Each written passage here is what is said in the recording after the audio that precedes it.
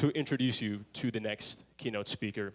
Not only because of who he is, but because of the story of how I get to know him and meet him.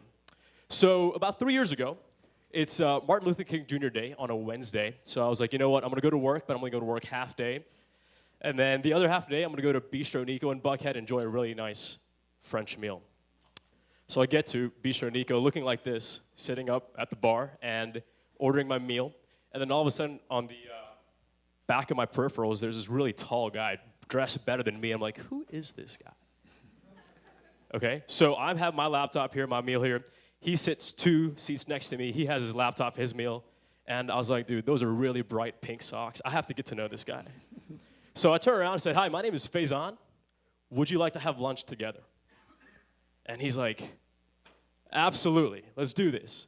And I noticed that he has like traveler bags and luggage right next to him. And so the conversation starts, we're talking, and we get to know each other just a little bit more. And he's like, Faison, let's continue this conversation after this meal somewhere else. But I need a place to put my luggage. So, you know, don't talk to strangers. I was like, why don't you come to my condo in Buckhead, put your stuff in there, and we'll go somewhere else. And I just met this guy for the last 2 hours, by the way, right? And so we go to my condo. We go up the elevator. We put the luggage. We're talking to him about what's here in Buckhead and having a good conversation. And then he's like, let's go to the Ritz right there. I was like, let's go to the Ritz right there. And at this point, it's like 6:30 p.m. So here we are. We're at the Ritz about to have another meal. And I'm talking to him. I'm getting to know him. And then all of a sudden, my mom calls because it's 6:30 p.m. She's like, Beta, Jamal Jare? I'm like, Mom, I'm talking to Derek. I don't know if I'll be able to go to my house for prayer tonight. Derek on it. Derek, Mom, Derek Kayongo. He's a CNN Hero 2011, founder of the Global Soap Project, right? Former CEO of the Civil and Human Rights Society. Mom, Derek. Tu Jamal Jare? Like, Mom. No, but so she's like, well, who's this Derek guy? And I was like, all right, wait, Derek, we're going to have to take a picture real quick. I can't FaceTime because Mom doesn't like doing that. So I took a picture with Derek, and Derek's like, you know what? Call your mom right now. I was like, all right, cool. So I call my mom. She's like, hello. He's like, this is Derek Kayongo. Your son wasn't lying. He's handsome. He's great. Everything about him. Good job, Mom and Dad. And so my mom and Derek have a 5-minute conversation. And then she gives me the phone. She's like, oh, okay. I'm like, yes. So she did some research. She was super happy. And till this day, I keep telling the story of how I met Derek. So without any further ado, it is now my humble honor and pleasure to introduce my friend, my brother, Derek Kayongo.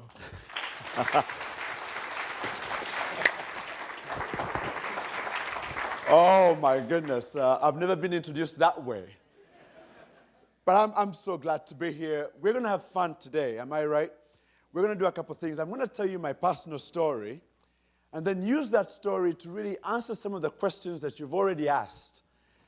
Because I think there's nothing as beautiful as having our stories become the real reason why we construct and build things. And to inspire those stories into the next generation to also do the same thing.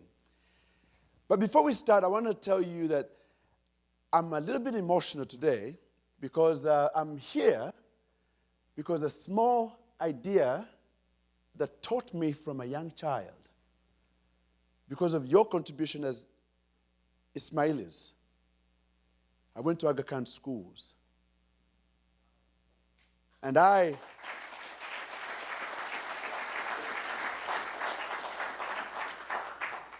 charge a lot of money to speak these days. And when Faison called me, I said, no, come on, man. How much are you going to pay me? And as we talked a little bit, I said, you know what? Actually, you already paid me. So I'm going to come and speak.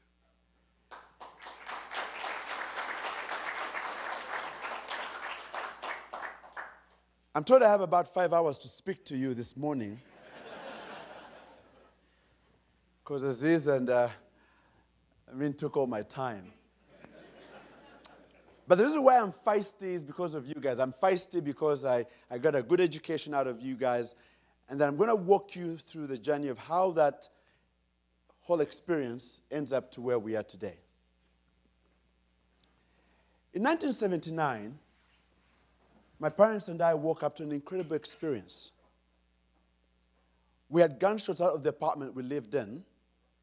My dad looked at the apartment and saw a soldier wielding an AK-47. And in Swahili, which is an amalgam of Bantu languages and Arabic, he said the following: "Get out of your apartments right now, get out." And he fired off a couple rounds. My father very quickly realized we were in big trouble. So he said, "You know what, let's get out of the apartment and go, because if he does come into the apartment, he will kill us." So we get out of the apartment. Then we're headed up to this roundabout station where we find an amazing, amazing scene. It turns out they had rounded up the whole village. And as I looked around, I saw my friends Masco and Kukuli and Hassan with their parents, and tears rolling down their faces. And I knew, my goodness, it's going to be a long day. So we get to the audience, and there's a little rostrum as big as that one, and this man comes up with a bullhorn and says, "Everybody be quiet, be quiet. Calm down." As we quiet down, he says, "Last night, 2 of my soldiers were killed. And I'm here to figure out what happened. So I'm going to have a firing squad until you tell me what happened last night." A firing squad. We were aghast at this particular accusation, because in any civil and civilized society, what happens when a crime is committed? You investigate the crime. You police the crime. He did not. And in that silence, he picked up 4 people at random. 1, 2, 3, 4 come up. And as those 4 came up and lined them up, he asked the question again, and to no avail, he pulled out a Magnum pistol and shot all 4 of them at once.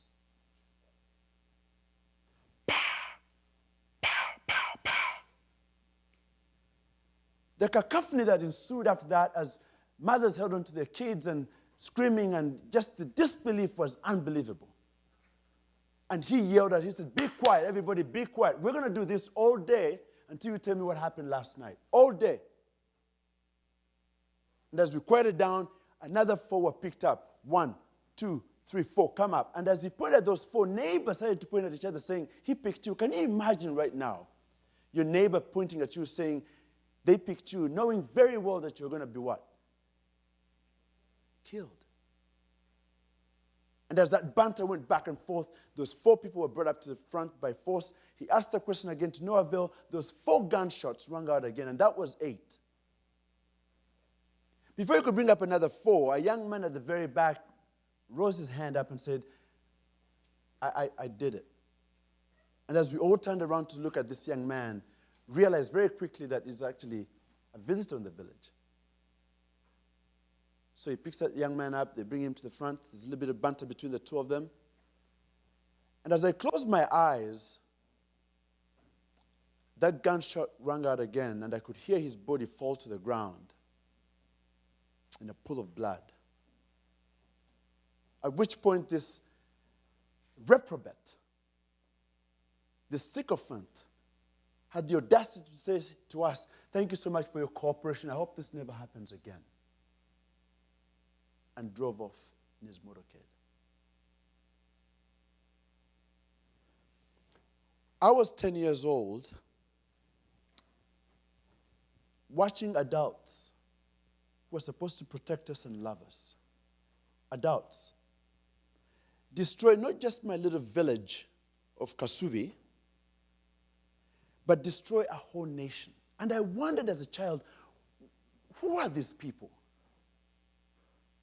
How do you grow up and become an adult that kills not just the soul of a nation, but kills young kids and people and destroys hospitals and schools? Who are these people? I wondered. But I want you to park that grotesque picture here for a second, because I'm going to walk you back and show you who Derek was before that particular ordeal. So as you said, I'm originally Ugandan. So I usually ask American audiences, where is Uganda? And I usually ask that question because I just want to make fun of Americans because they don't know anything about geography. I asked that question recently in Santa Barbara, and the young lady said, "I know where it is." I said, "Where it is? Where is Uganda, darling?" And she says, "South of San Diego because of your accent."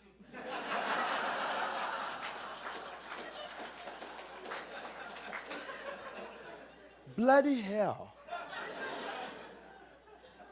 Which is why I don't trust American education anymore, so. But, you know, I'm Ugandan, and it's a little country, as you all know, back in East Africa, and, you know, we pride ourselves, that's the River Nile. Ugandans, you know, we pride ourselves in a lot of things. One of them, as Faison just mentioned, I'm tall and handsome and, you know, good looking. But we are runners. Huh? Some of you remember Jonah Kibua. Every time I see Americans running the Boston Marathon, I'm like, oh.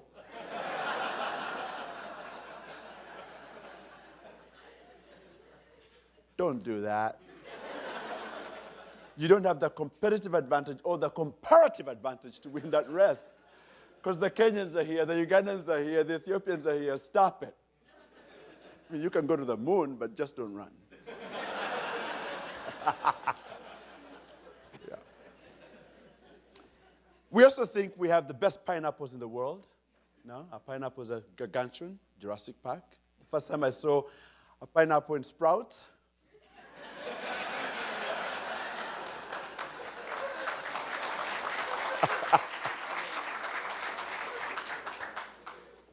it was so small, I was like, oh. Sprout, you can make a pineapple great again. Oh, you're naughty. You got that one, huh? You're very naughty. We also are the source of the Nile. The Ethiopians think they're the source of the Nile because we have the White Nile and the Blue Nile. But they're not here to speak. Ugandans are speaking, so we are the source of the Nile. But we also were given that country back by the British. And my parents, as teachers, quickly were excited about the country and the notion of constructing a new competitive country. We had this idea that the British brought to us because of education. Makerere University became one of those elite universities back at home and did very well. And so, but quickly realized as teachers that teaching doesn't do what? Doesn't pay very well. So they decided to morph right before my eyes. I was 5 years old and saw my mom and dad drop teaching and take on a new career. They became entrepreneurs. And my mother, I remember very well, she said, I'm going to become a wedding gown seamstress. And she taught herself how to sew. Every time she came back from school, she would get into this little sewing machine and just crank away. My dad taught himself how to make soap. We're going to talk about soap in a minute. And as a child, there's nothing as beautiful as seeing two people totally morph themselves and put aside their fear and build businesses. I joke all the time that my mother didn't have a she didn't have a mannequin for flower girl dresses when she was making the little thing. And guess who the mannequin was for the flower girl? Oh, yes, it was me, which is why I dressed very well, yeah? That's why I dress better than Rahim and, you know what I mean? And my son hates that joke because I tell the joke and I say, Kevin, your dad has been a cross-dresser since he was 5. He always says, stop, you're embarrassing me. I'm in high school. So you embarrass me all the time. Mom built the second largest David's bridal in the country and became very, very wealthy.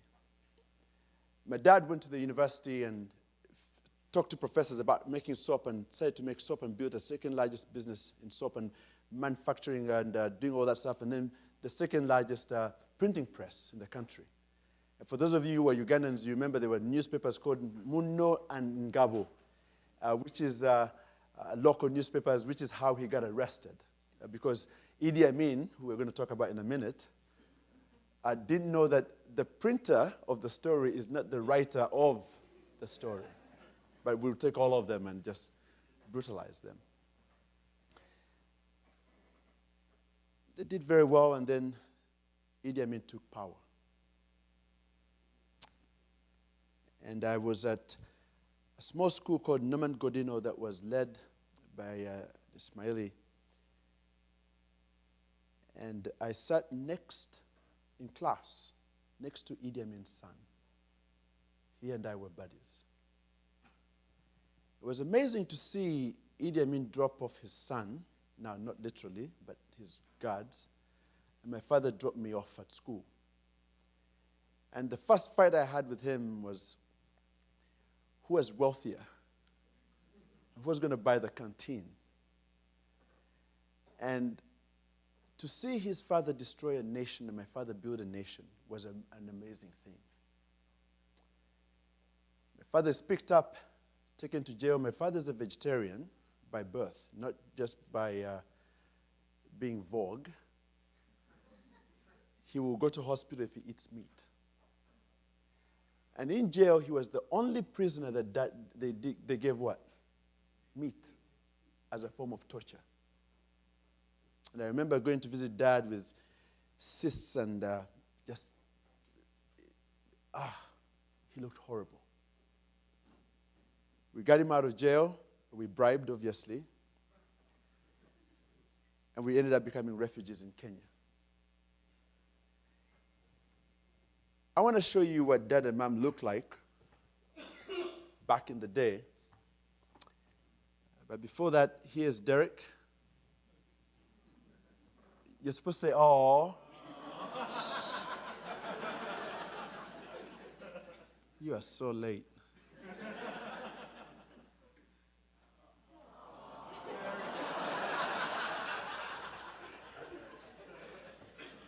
You bloody bastards.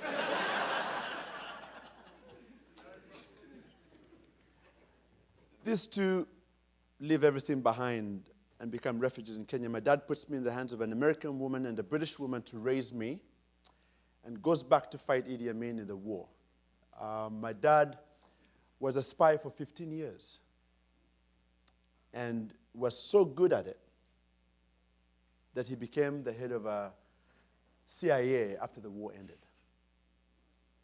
And now he says he's retired, but he'll never retire and he doesn't travel because all you have to do is kidnap him and you get all the state secrets. My mother became a feminist. We laugh about that because she took that habit from San Francisco and came back and led the feminist movement in Uganda. But in Kenya, I was raised by this American woman called Marge Campbell, who had come from Pittsburgh to take care of refugee kids. And I joke all the time that Marge was weird because I was raised kind of in the British system, so Marge was so American. She was the first person, the first time I met her, she was so rude. Because Americans are rude like that, yeah? When you meet a British person, the usual is, "Hello, good morning." Americans, "What's up?" Oh, good God. "Hello, Marge." And Marge said, "Would you care for some tea?" I said, "That would be lovely, a cup of tea." She went to the kitchen, got a cup of tea, came back, went back to the kitchen, and I took the cup of tea, I took a sip of it. It was cold. Faux pas. So they backed down, and she came back, and she did something American women do that I've just learned that what it means, but I didn't know what it meant then.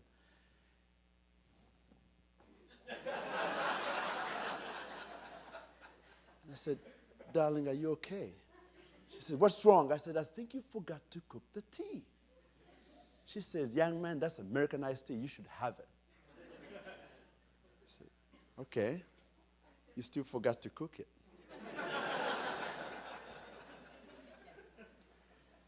She brought me cookies. What do the British eat?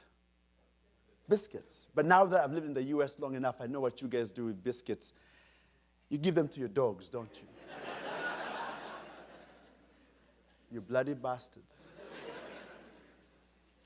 But that began a good friendship, and Marge and I became good friends, and then I got a scholarship to go to school here in the US. I got a full scholarship to go to a small school up in Boston that we won't mention for now. And the guy that gave me the money to go to school paid $50,000 a year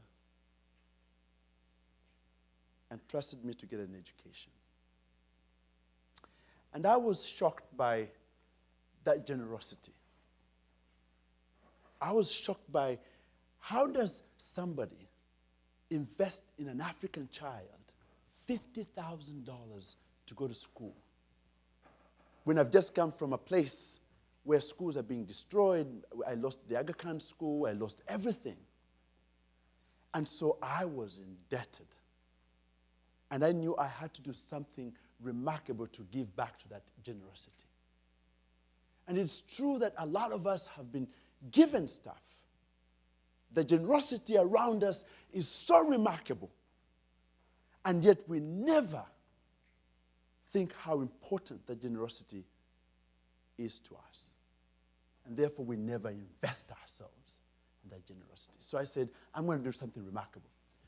So I landed in the city of brotherly love. What city is that? Philadelphia. Where they eat weird food like what? Cheesesteaks.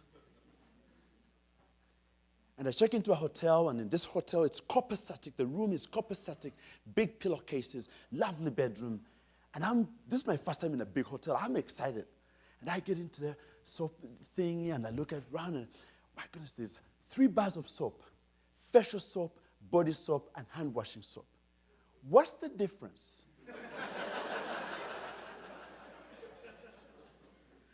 My father made soap. He never told me, hey, Derek, don't use that soap. That's facial soap. You're wiping your butt with it? Stop it. Because now I'm looking for my butt soap, yeah? So I said, no, this is Americans. Well, there's no free lunch in this country. That's what the adage says, yeah? So the adage is fun. So I take the 2 bars, put them in my bag for another day. I come back that evening, and what do you think they're done? They brought more soap. But I'm a bloody African, and I'm going to steal the heck out of that soap. I take the soap in my bag. For 3 days, I'm stealing soap. Now, how many of you have stolen soap from hotels before? You're very bad Ismailis.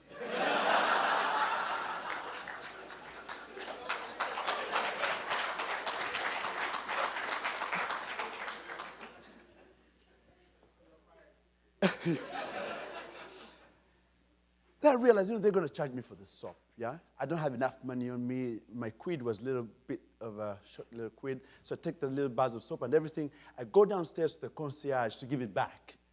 And I get downstairs to the concierge, and guess what? The concierge is African American.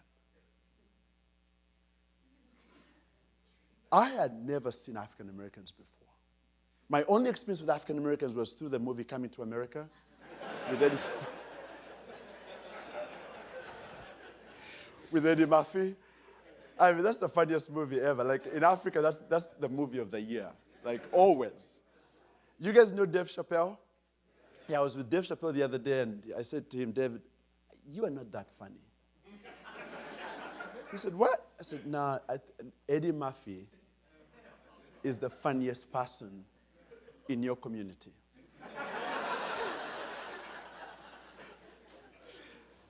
I mean, African Americans are unbelievable. Even the way they walk, they're so stylish and everything. I mean, who walks like this? In perfect rhythm all the time, making all of us look bad. But he's out there, he's elegant, and he's concierge. And I walk up to him, I say, because I'm dying to say, what's up, brother? So I walk up to him, I say, what's up, brother? He says, what's up, young man? I said, well, I have a little secret for you. He says, what? I say, I've been stealing your soap.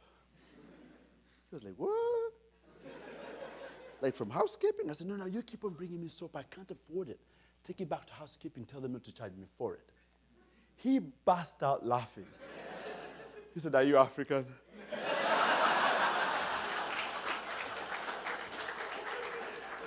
Are you Nigerian? Because we're all Nigerians to these people. We're the ones that send you that email that says, my father just died. And left me with $1 billion. If you could please give me your social security number, your bank account, especially if it's from West Fargo, we can share the money. Don't do that. So we were bantering back and forth, and we're laughing and teasing each other. He says, well, Derek, don't worry about it. The soap is part of the hotel bill, so you're fine. And you see all these Americans over here, they steal the soap too, so you're good, brother. As I'm starting to vamoose away from him, a thought comes to mind. What about the partially used bar of soap? What happens to that? I go back, what happens? He says, well, what do you mean what happens? I said, you keep taking my soap. He says, well, we throw those out. I said, one use? You throw them out? I said, yeah. And he says something after that that has marked my life forever. He says, because it's yuck. And from that point on, I developed what we call the yuck factor. As an American, one use bar, after that it's what? It's yuck. Globally, there's 2 million kids, 2 million, that die every year because of poor hygiene. As a former refugee, seeing myself eat food, not washing my hands and developing hookworms, getting ringworms that ate my skin because I had no soap. Watching a mother deliver a child as a refugee mother with a midwife going into her womb to deliver the child without washing their hands and no gloves, and leaving a germ in that mother's womb that kills the child and the mother in 2 weeks. It's called childbed fever. Google it. Was remarkable. And to be here to see American hotels do what? Throw away soap every day because of the yuck factor was remarkable. I want you to conjure up in your mind a number. I don't know, how much soap do you think American hotels throw away annually? Just think of that number, and I'm going to yell it out, and you tell me whether you think it is. Every year, American hotels throw away 800 million bars of soap. That is 2.6 million bars of soap every single day. Now, a true American, and for those of us who have just come here, you have two choices. I could have actually looked at that number and complained about how wasteful this country is. How wasteful. And I could have been angry about that whole particular situation, being a former refugee. Or I could remember that flying into this country, I flew into New York City and all the way into Philadelphia, and as I passed New York, I saw Ellis Island. And the statue there, which is what? The statue of what? Liberty. And I remember that as I talked to my dad as well, and we spoke about the wastefulness, and my dad said, what are you going to do about it? Stop complaining. Because to be an American, a true American doesn't complain. A true American does what? Builds, constructs, renovates, creates.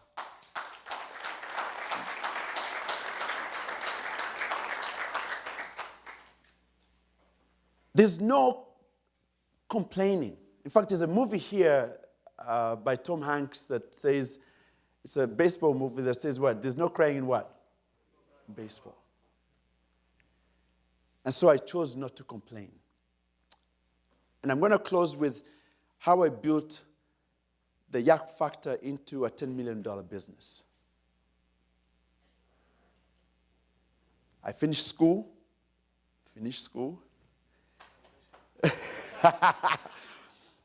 And then my dad and I come up with an idea. He says, to go into a new culture, you've got to understand the culture and really work the culture. So don't start the business yet. Learn how the US works. So I get a little job as an intern in D.C. with a congressman, and I worked for him for a whole year for free. And he shows me how governments work. He shows me how you build boards. And he says, I'm going to give you a gift. I say, what's the gift? He says, I'm going to write you a recommendation letter for you to get a job. And he writes me a little recommendation letter that I give to a young woman who was leaving the position. Her name is Tandi Gabashi. Her father was Chief Albert Lutuli, who began and constructed the ANC in South Africa. And she was going to become ambassador of South Africa to where? To the Caribbean islands. And so I interview with her. She says, come take my position. I take the position, and I work for the Quakers for about 3 years. And then I leave there, and I get another job to work for Amnesty International. And I'm learning the whole time how to build a board, how to manage the board, how to raise money. And I didn't know how that's going to relate to what? To building soap businesses. But as I did all of that, eventually, I work for a guy that is interesting. As an Amnesty International, I'm regional director now, I've really climbed up. I get a call from President Jimmy Carter, and he says, Derek, will you come and help me monitor elections in Africa, given your background? I said, I will. I will. And I get to, oh my God, I'm excited. I'm in Ethiopia, and he says to me, Derek, I want you to learn how to really build relationships. I'm going to give you somebody for you to take care of while I'm in Ethiopia, and be careful with him. And I said, okay, good. So this guy comes over with his girlfriend. I pick them up. We have having dinner. I said, what do you do for a living? He says, well, Derek, I just started a small company. I said, yeah? What's the name of the company? He says, Google. And I said, okay. What does it do? He says, well, it's a search engine. You put in stuff, and it tells you where the stuff is. And I said, that's the stupidest thing I've ever heard.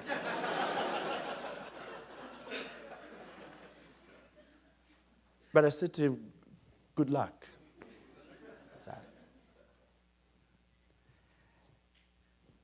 And I start to really meet people. And I keep names and everything. Then all of a sudden, I'm ready. And I go to a little woman called Vicky Gordon, who had been the vice president of IHG, Intercontinental Hotel Groups, for 30 years. And I said, Vicky, can I meet for coffee with you? And she says, yeah. And true American way of doing business, yeah? You go to Starbucks, yeah? You pull out a napkin, and then you draw the idea, and that becomes what? The business. And I said, I want to recycle soap, and this is how I'm going to do it. I think I've figured out a way to do all of that. She says, no, we're going to get sued. And as this just mentioned, we know when there's a problem, it's not really that the problem is really the biggest thing. It's you who thinks that. And she says, there's no way you're going to do this. Nobody in America is going to give you their soap to recycle, because if somebody gets infected by the whole soap, who are they going to sue? The hotel. Not the kid from Uganda. And I said, Vicky, listen to me. I have figured out a way to kill the germs on the soap. And she said, that's going to be expensive. How do you kill the germs on the soap? There's no way you can do that. I said, listen to me. The beauty of my background is best in entrepreneurship. Trust me, as an African kid growing up, without sugar, without water, we found a way to eat sugar. You know how? We ate sugar cane. That was our sugar. Yeah?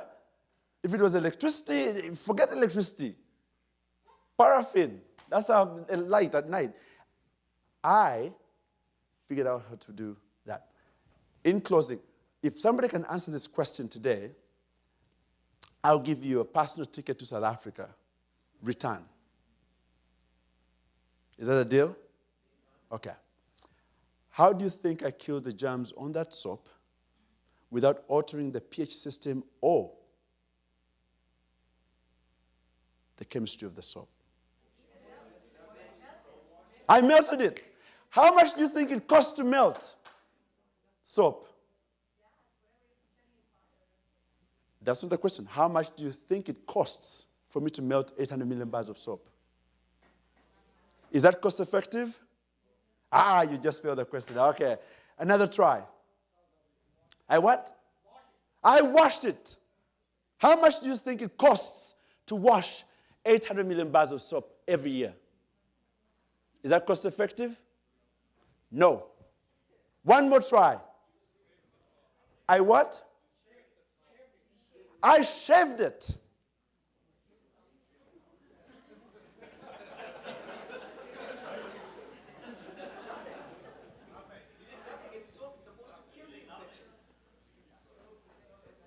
Now you're being driven by the passion to go to South Africa. You're no longer thinking.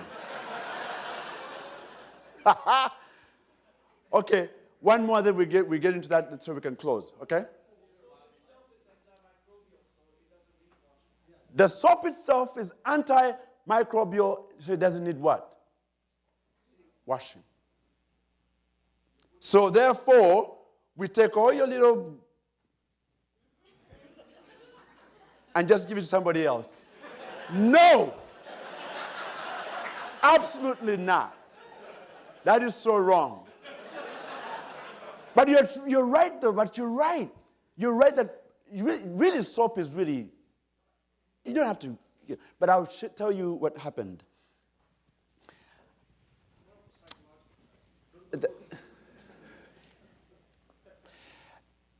I want to talk to you right now in closing to the power of observation.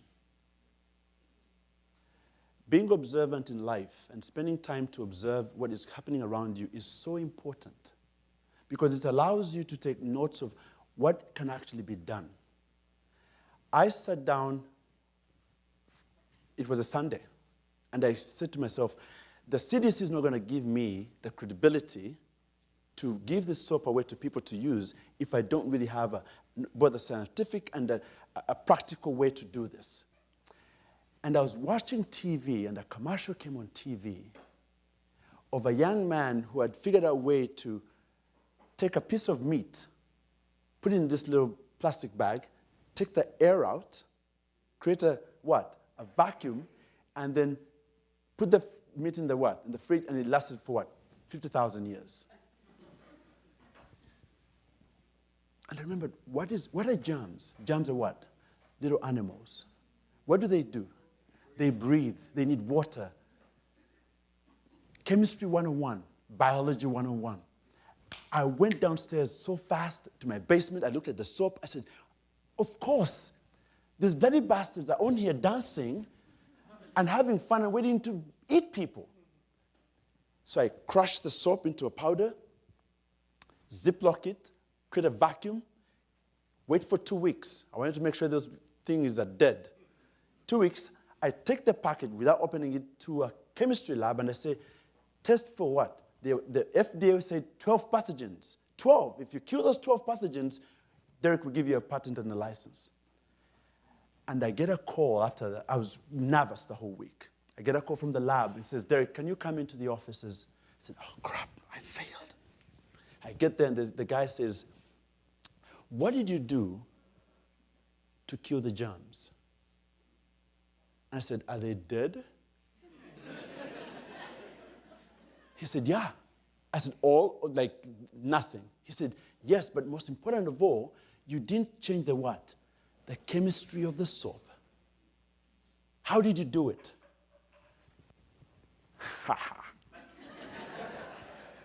I said, it's a very expensive process. I can't tell you until you give me my permit. And they gave me the permit. It costs what? $0. And that's how I got into the business. And everybody who had tried to recycle soap wondered how I did it. Observation. So really quickly here, let's do this and get your Q&A. I stopped looking at the person who's supposed to put me up there. That's the soap. That's the room. That's the yak factor is coming up. We crushed the soap, store it for 2 weeks, open it back. You can't bring it back together because it's too what? Too dry. So you have to add a little bit of moisture into it. So you create a what? A feta cheese texture. and then you press it through, and then out of that comes this. This is 1 day's work back in the day of recycled soap. All this could have ended up in your environment. Now it's being redone. Those are volunteers, and that will bring me to the last part here, fashion. I was told civic engagement.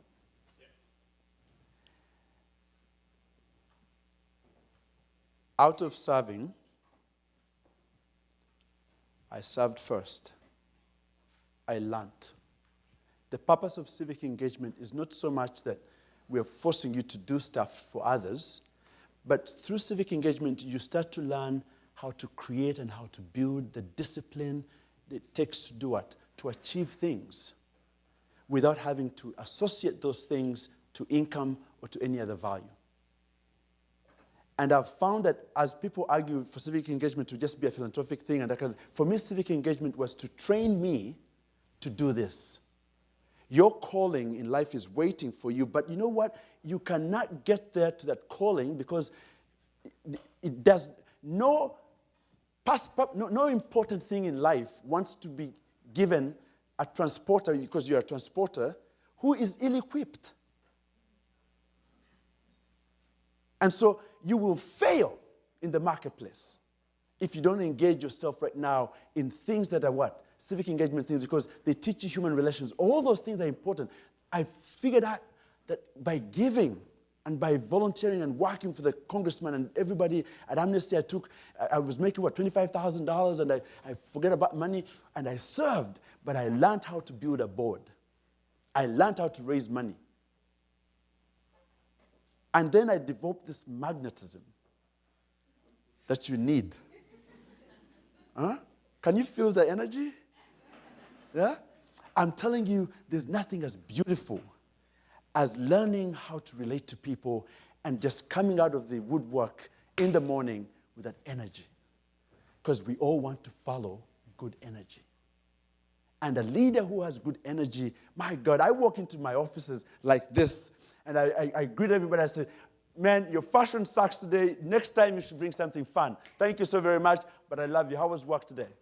And my employees are like, what is he talking about?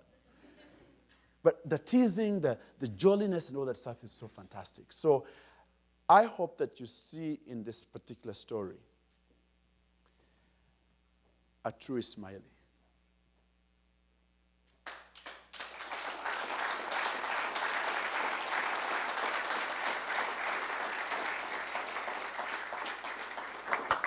And I'll stop with a request.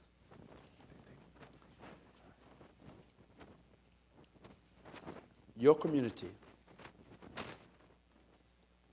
has taught Africans for generations. Don't stop teaching. You've been very kind to us. Don't stop being kind to us. You've lived with us. You've suffered with us. You've cried with us. But our struggle as a people and as a community is to keep building. Because when we build, we create a milieu in which others can benefit. So thank you for having me this morning and for letting a young African boy tell you a remarkable story that has both struggle, hope, fear, success, failure, but has become a good story. It's been a good story. And I'm humbled, Faisal. Bravo. Thank you very much, Derek.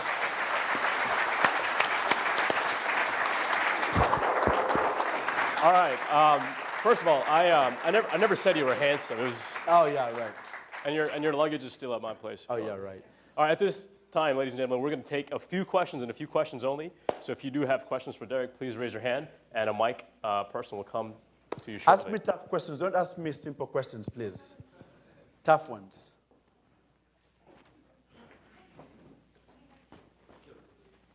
from Arua, West Ah. Nile.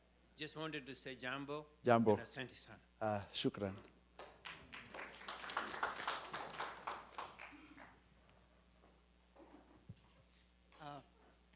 Hello? You can hear me? Okay. I saw you around 8 years ago for an event called Re-Inspire. I don't know if anyone remembers that. Their kids going to step. And so it's just great seeing you again. You know, I didn't want to answer the question, you know, steal the South African ticket for free. But just to ask you, how much has the company, has your purpose, your vision transformed since seeing you 8 years ago to now? You know, how have you improved? I merged with another company because at some point, other people who come about and me and I were talking, you know, the company you took over was a family business and then they grew so big that they needed somebody else to come and take on. And that's what happened to me. At some point, my sophistication reached a certain level that I could not be any more sophisticated and I needed help. And so the company now is called Clean the World. And they're in 92 countries around the world right now. They make about 10 million bars of soap every year. And they're doing very well. They're a $10 million business now. What was a yak factor for somebody has been transformed into what? Something that people can use. So our transformations are different now. I'm now in the middle of building a new business. So we'll see what happens. But I've learned a lot. I'm sorry? I can't tell you right now because I'm still working on it. I have to. It's like when your mother's cooking, you don't go and say, "What are we eating today?" Go sit down. I'm cooking. We'll be fine. I'm cooking. Yes. First of all, thank you a ton. I mean, I think that this has been a remarkable speech, a story more than that. You spoke a lot about your struggles at the beginning. Yeah. You have this exuberant personality, this energy that just pulls everyone in, right? And I think for some of us that are younger, someone asked this question earlier, it's really easy to buy into that success story and, you know, I want to be successful. It's gonna be hard, and say that it'll be hard, but not truly think about those hurdles that you'll go through or those moments of doubt that you have in the middle, right? So I would love if you can speak to any of those moments of true doubt that you had and how you overcame those doubts while you were actually building this business once you had that idea stage to the I've made it stage. From ideation to actually, you know, I'll tell you that I figured out that I needed to have my own ethos. And I needed to stop. I stopped reading all these self-help books. I got tired of them. 7 Habits of Highly Effective People. Just 7? 5 Ways of Sales. Just 5? And as I read everybody's experience, I said, what is Derek's experience? And I figured out that my suffering, my being a refugee, that's the experience I needed to tell that story and to then attract people into my what? My world. And I stopped quoting everybody else. I don't quote Gandhi or Mandela. I quote Derek. Because if I quote to you Gandhi, then Gandhi should get credit. But if I tell you, I want to build a global soap project because I was once a child that saw soap being made, and I became a refugee, and I want to do something about it. And I'm dedicated to do that.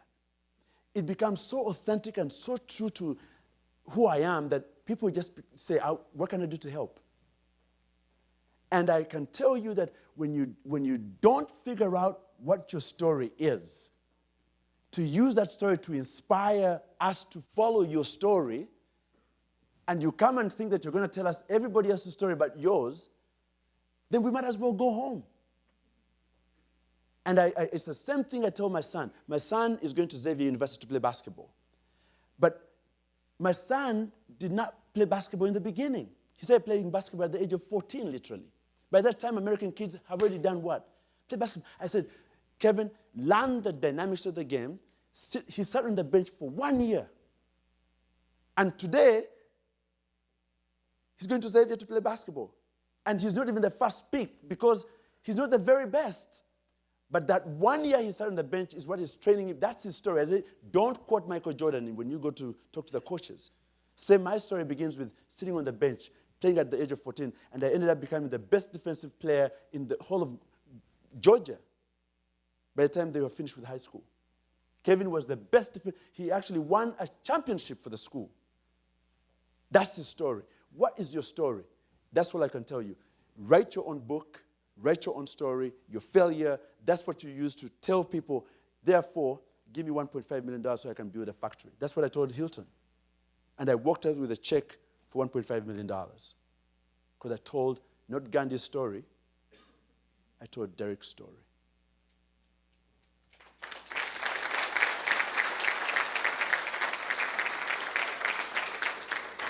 All right, ladies and gentlemen, at this time we have time for one more question, and then we're gonna call it a day, or half a day. Derek, truly, truly inspiring. And I'm not only inspired for myself, I'm a mother of 2 kids. My son, who's 15, I'm inspired for him. He has not seen what you've seen, and fortunately or unfortunately. Our kids are living in a world of plenty. I want to understand from you how, as parents, we can make them see that there is need out there and make them passionate about that because they can't see it in this world, in their daily lives.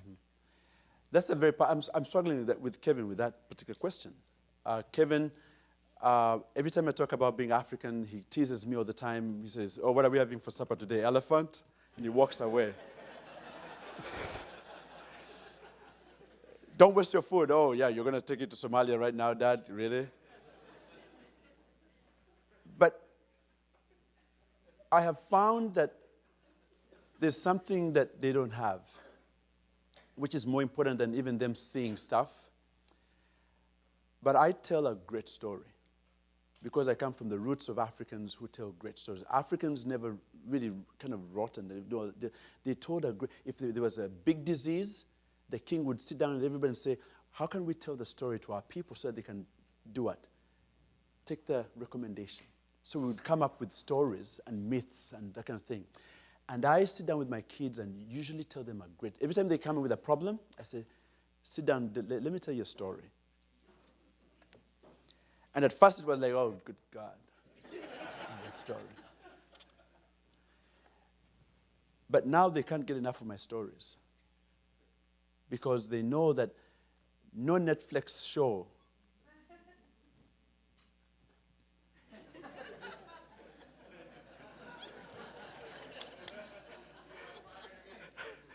can tell a good story. As parents, learn to go back to our storytelling methods. And don't just be logical, but also tie it to the value of why that story is important to them.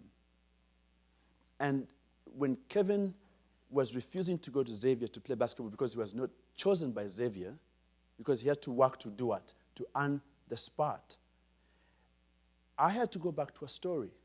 And I said, Kevin, not everybody gets chosen. Sometimes we have to work to be what? To be chosen. Some people are entitled. Some of us are not. But don't take the opportunity to deny yourself the ability to understand and to love and to care because you have. Because having can always be a problem. Today you have, tomorrow you may not. And I strike God's fear in them to understand that today you are alive, tomorrow you will not be alive. Your chances of being here as a human being, Kevin, are 1 in 1 billion.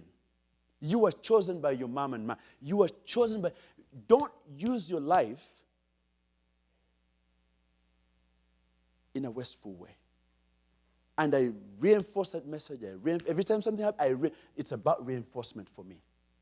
Because one story doesn't make sense. 2 stories don't make sense. It has to be stories every day that reinforce that one notion that having doesn't mean that you'll always have.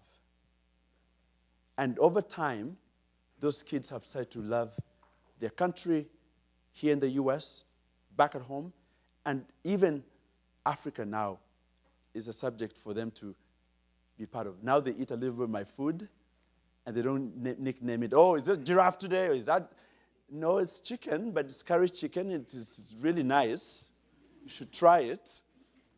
And if it's cassava, muogo, yuca. They're like, oh, what is that? What? And I said, well, you've got to develop a taste for it. And over time, a good storyteller takes a yak factor and turns it into a $10 million business. That's how we Thank you. Thank you so much.